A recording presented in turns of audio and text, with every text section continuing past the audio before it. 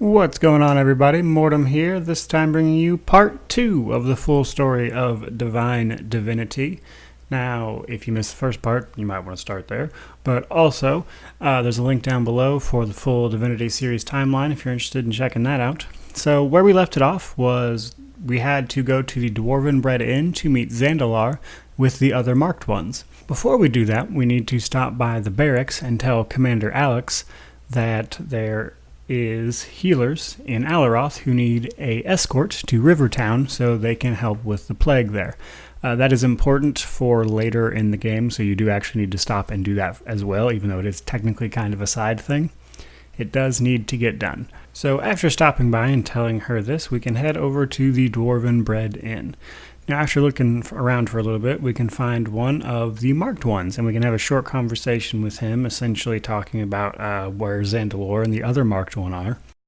And this marked one ensures you that Zandalar has went off to Stormfist Castle, which is the home of the late Duke Farrell, that he requested that you guys wait here. So rather than wait there, you decide to go to Stormfist Castle to look for Zandalar. Here's where it gets a little tricky, because you can't just enter Stormfist Castle. You actually need an invitation. So this is the first of what I would call a bit of a time gate that the game gives you, where you have to achieve something by pretty much stopping and doing side quests. Now, there's a couple different ways you can get a invitation to Stormfist Castle, but it pretty much all just involves side quests and stuff, and you only really need to complete the one chain of the couple options you are presented that will actually lead you to a invitation. So, using the magic of videos, we're going to go ahead and skip that part because we're worried about the main story and not all these side quests. And we're going to jump to Stormfist Castle. So after you've successfully secured a invitation by hunting down a side quest chain that you don't necessarily have to do per se, we can enter Stormfist Castle at the request of the current Duke, Janus.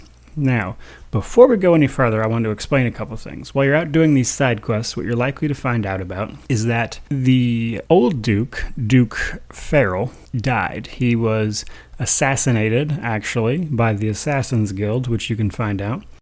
It's kind of obvious, by the way, so it's not even really a spoiler. Like, as soon as you hear about it, you're like, oh, that guy definitely got murdered. So you find out that this happened to the Duke, and that his 12-year-old son took over as the new Duke, which is very suspicious. He has a brand new advisor who is also very suspicious.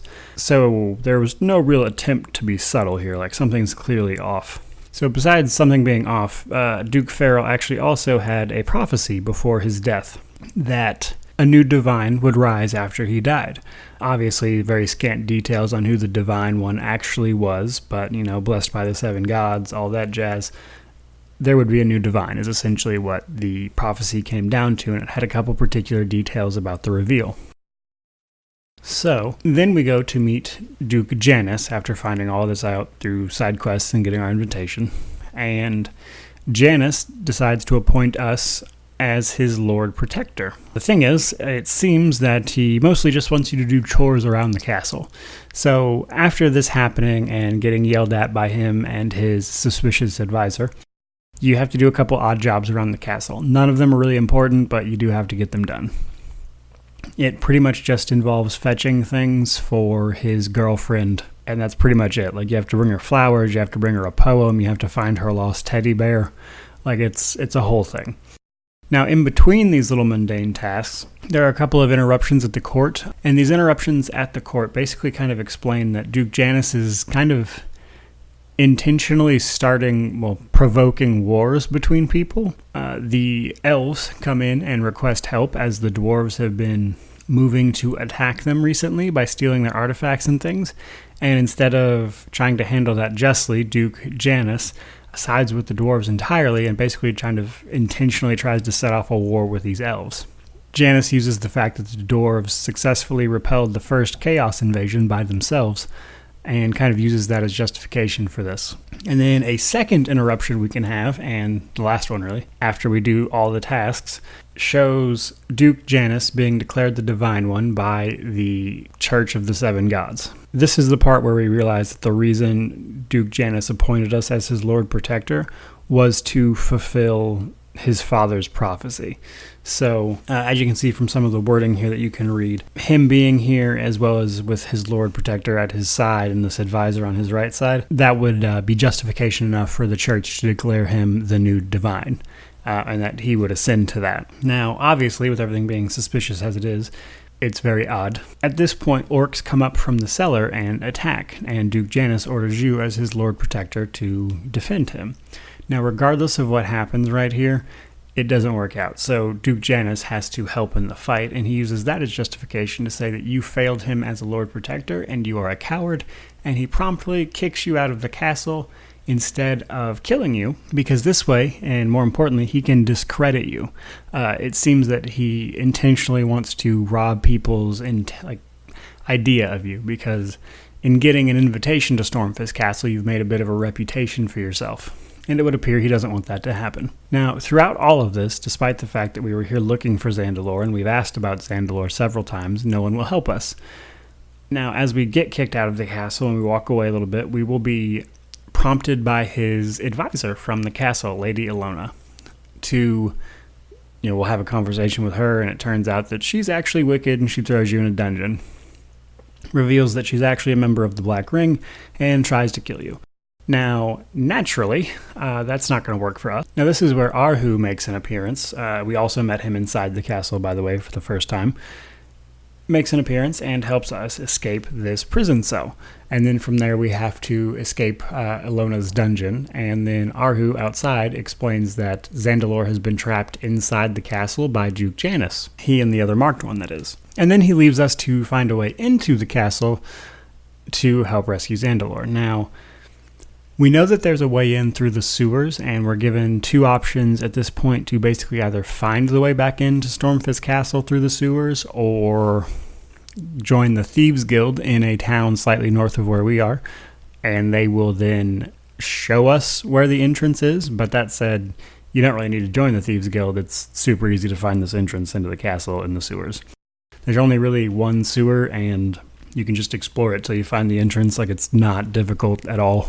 So once we get back into the castle, it plays a short cutscene about how the Black Ring has us all trapped. It's kind of a cutscene between a Death Knight and his master, and it's like, ha ha ha, we've trapped him and everything.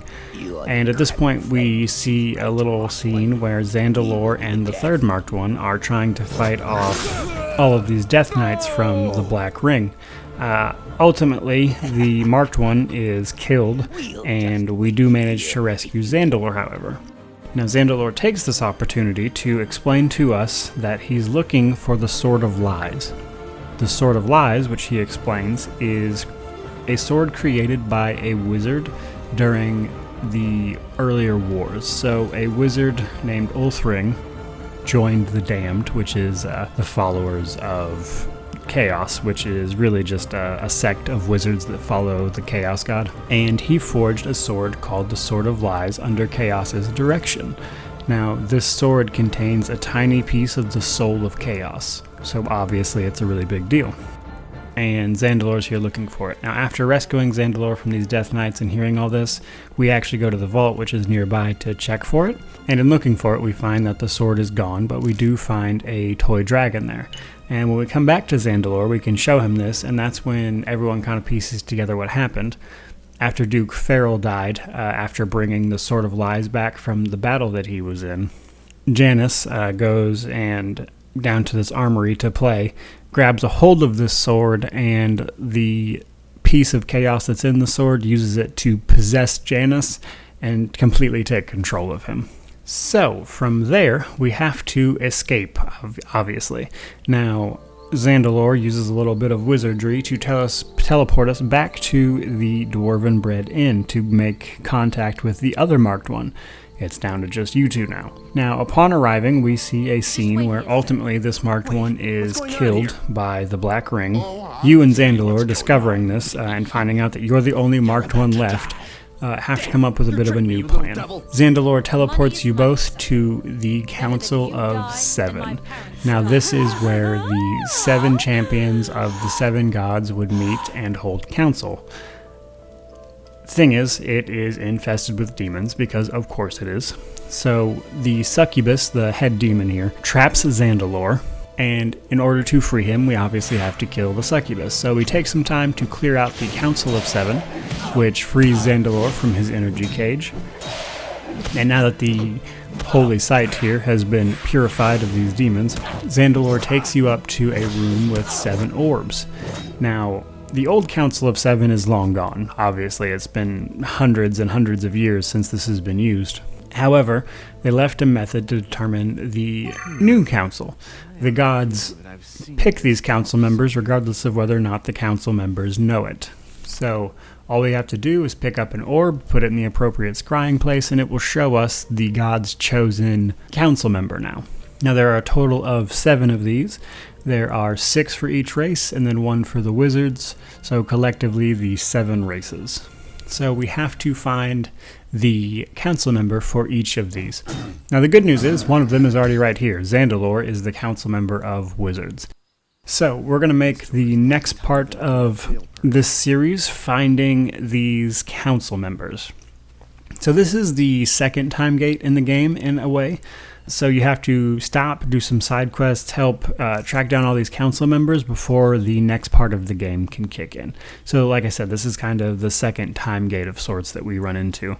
So there you go, guys. We're going to stop it right there. So we traveled from the Dwarven Bread Inn, did all this stuff with Janus, kind of found out what was really going on behind the scenes with all this stuff that's causing problems out in the kingdom.